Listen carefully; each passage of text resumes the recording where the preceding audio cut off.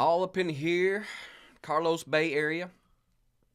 I've had a pretty decent week this past week, both weather-wise, water levels, all that kind of good stuff. Kind of played a part. We were still on the lower end of what our water levels were. We weren't negative, except maybe one day, but for the most part, the water came back somewhat. So it opens up areas for you, exposes stuff for you, so you get to kind of see the lay of the land, if you will.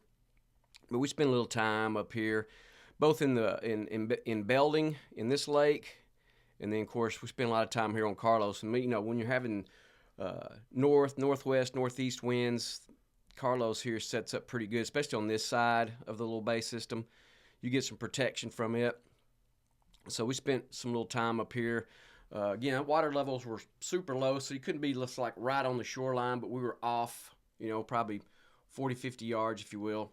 There's an edge that's out there. We kind of worked that and had a decent amount of success working up and down that shoreline there because you got the right kind of structure that's in there. We got some scattered grass, a little softer mud that's in here, and then, of course, you got some hard spots or some firm spots, if you will. And then, of course, you can pull this all the way around to the point right here, get on the backside of Dunham, get the old ICW that cuts through that and then gets in that little mud flat to those shell bars that are over there on top of that. So this is kind of what our focus was on a couple of different days, just to work that. And like I say, we found a decent amount of fish, nothing great, just consistent. Like I say, we had a decent amount of water that was hanging in here for us. Water temps kind of rebounded somewhat. They weren't terribly cold. We got a frontal system that's pushing in on us right now. Looks like it'll be pretty chilly upcoming week. We're on the backside of the big moon on top of that. So everything's kind of fluctuated somewhat. So the weather change is going to affect your fishing no matter where you're going to be. So have plan B and plan C in place, whatever that may be for you. Like I say, our primary structure is going to be mud and grass and clump shell. And that's typical for the winter months. So the baits that we were primarily using this past week were, down south in the original and the burner shad size. Water clarity was pretty clean for the most part, so we were kind of staying a little bit more to a translucent belly, a little more solid backs. We had mirror lure Little Johns in different flavors and the XL through some soft dine in soft dine XL. Because they tried to stay away from the really, really big baits being in that full moon phase. So it's always my goal there. And of course, if the fish dictate otherwise, then we'll just go from that standpoint and see what happens. But for the most part, we stayed with the smaller baits and knock and tail lures as well. Pav lures has been good for us as well in multiple different flavors. If you have not used the Pav lures, you can get some of those at your local tackle store there in Tackletown or over in Roy's. And I think if you're up in the Victoria area, Waterloo is carrying them now as well. So it's a pretty good bait. If you haven't checked those out, you may want to get you a bag and check those. And of course, we've been throwing the coastal brews as well. Those baits have been working for us, that rat tail flavor. So it's been pretty good as far as that goes. 16th ounce jig heads. We've really been staying in that thigh deep water to knee deep water and had good success. Redfish, trout. Like I say, nothing that's been super big. Our redfish have been all in that lower slot area, 21 to 24. And then, of course, a lot of the trout that we're catching have been 14 to 17 for the most part. Every so often we'll get one that's in the slot, that restricted slot, if you will, that 20 to 30 inch slot. So we can get maybe a 22 or a 23 in there, just kind of depending on where you're at. But warmer temperatures have kind of helped with that, but that's going to be a pretty drastic change this upcoming week with this front that's pushing in here. So make sure you're paying attention to your wind and tide reports because that will fluctuate somewhat. We got up here on the super flats here right off the Lydia Ann Channel. You've got such great pockets, grass all the way back down here toward the Blind Pass, the whole backside there of mud. Then back here on the point, got a tremendous amount of grass that's out there. And I say with the water levels being fluctuated, so we've stayed to the deeper edge of the flat out here. Of course, when you work around the point and work back toward Lydia Ann, you've got all kinds of undulation that's in this floor that's out here. So you've got guts and cuts and potholes, deeper edges. As you get closer to the Lydia Ann Channel ICW out there, you see that drop-off that's out there pretty good. So we stay a little out there on that. And, of course, we just kind of pothole picked, if you will, working all this grass. And in here, decent amount of redfish that were hanging up here on the flat, locating that. And of course, you got the little lake back in here, North Pass, this area. We didn't get really past and get into Lydian because it kind of narrows down for you. But we just kind of worked and just stayed our way out here on the super flat and just work the water, work the cuts, work the guts, and that's where we kind of scratched our fish out, if you will. Wasn't a tremendous fish catching day. Like I say, we were in the middle of this full moon, so the bite was pretty light for the most part. At least that's what we were seeing and feeling. Ever so often you'd get some that would thump it pretty good, but for the most part, it was a pretty non-aggressive bite for us. So we just had to spend a little time, had to take our time with it, be patient with it, and just kind of work those areas like that. Once you kind of found a little concentration of fish, we just kind of slowed down and just kind of stopped and just really picked and worked the edges of those potholes and those drop-offs, and it, paid off for us. So same scenario, fluctuating. We're trying to work around the majors and minors as much as we possibly could. Like I said, that's what the majority of our fish were being caught in and around that time frame. In between those bite frames like that, it was pretty sparse as far as opportunities came. So we really had to work to get bites in between that. So, but that's it's a typical full moon bite. So it just kind of comes with the territory. But again, every time that you get to fish in and around those, you just learn a little bit more and figure a little bit more out. So it helps you with that wisdom side of stuff because there's going to be a lot more full moons coming. So just something to put in your back pocket that just gives you that much more experience that you need and can use at any point in time, because you never can get enough of it. We are, again, same baits we're using down south. Big Papa and Twisted Tea were pretty good for us for the most part, but that was in the original size, watermelon red in the original size. The burner shad that we were using was Twisted Tea, and Big Papa. White ice was pretty good for us in that. Of course, the Mirror Lure Little Johns and XLs, we were using multiple different flavors. Red and Gold Glitter was pretty good. The Purple Demon was pretty good for us. That was the main one there. Watermelon Red in that as well was pretty good for the most part.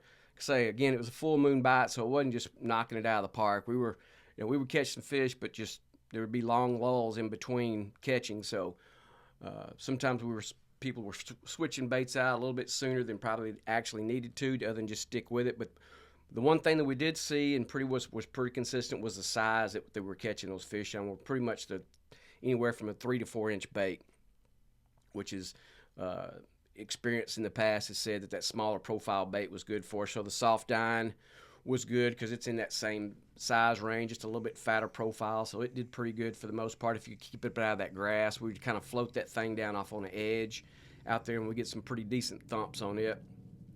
And then, of course, again, the Pav lures in a couple of different flavors, and the Coastal Brew, we were throwing that as well. Knock and Tail, the greenback was the most productive for us in that particular flavor. So, it mimics finger mullet, and they're just that last little cold front pushed even some more bait out here, so your amount of bait that you have in the estuary is less than what it was about 6-8 weeks ago. So just trying to mimic or make your bait look what the natural bait is in there has been very productive for us as well. In any of those particular baits, again, trying to stay in that knee to thigh deep water was our main thing. Of course, if we had some little bit deeper water, we would fish that deeper edge like that and just kind of float that down. I had a couple of guys throw corkies, and it had a decent amount of success with that. Again, if you like the corkies, that's a terrific bait. A lot of big fish have been caught on. A lot of fish have been caught on over the years. My two favorite are the original and the Devil, but I have not thrown those lately. It's been just primarily our plastics. Sprinkled in a top water bait here or there just to see if we get a few bites or blow-ups on that, and that did happen, but not very often, so we pretty much stuck with the plastics for the most part, especially fishing back here on top of this. So getting here off the edge, there behind Blind Pass, you get this little deeper edge that's right here behind it, and you got a nice little grass flat that's across the way through that cut. Found some fish kind of hanging that, and of course you could fish this outer edge out here as well. it's deeper water. So we kind of prospected that water for a little bit. We pulled out a couple of fish here or there, but nothing, again, nothing any of great numbers. So it's more than anything, was just trying to stay protected for as much as we could. Again, this upcoming week factors is everything's going to change weather-wise with this front that's pushed in. So you'll have to kind of reconfigure your game plan as you move into this upcoming week. Yep, over here in St. Charles Bay, the little bit of time that we spent up in here, we get on the south shoreline, or excuse me, the east shoreline that's over here. We just kind of worked our way all the way up to Egg, and depending on what the day that we were there, or the day that you get to fish up in here, whatever way that your wind blows, Egg sets up pretty good. If you got a northwest wind, you can get on the southern side of it and stay protected. If you got a southeast breeze, you can get on the north side of it and work that. And it's a great little shoreline. And it really sets up good if you've got an east breeze or a west breeze, because you can fish right down that thing perfectly. So it can really set you up. And of course, like I say, we just spent time also up in Cavasso. Cavasso is another great area. It's got the right kind of structure in there with the mud and scattered grass. Great shoreline in there. It really sets up good with an east breeze too. A little bit more difficult with the north breeze. You have to fish it a particular way, but you can work your way away from the shoreline, fish the guts, the mouths that come in there. And of course, if you really want to challenge yourself, you can't see it on this particular map, but if you get all the way to the very back of St. Charles, you got 2 or 3 back lake mouths that dump out into that flat back there that stops, but it's super mushy back in there. So, it's pretty much knee deep or deeper mud that's back there. But if you catch it right, that sun's been kind of baking on it. It water's warm. That bait gets stacked up on top of that, and those fish show up for it. So we found some decent redfish that were back in there, that mid slot, that 23 to 26 inch size. So it's been pretty good. Again, we get up on Big and Little Sharp and just kind of worked all that edge there. It's been decent. And then Boy Scout Camp has been pretty good for us as well.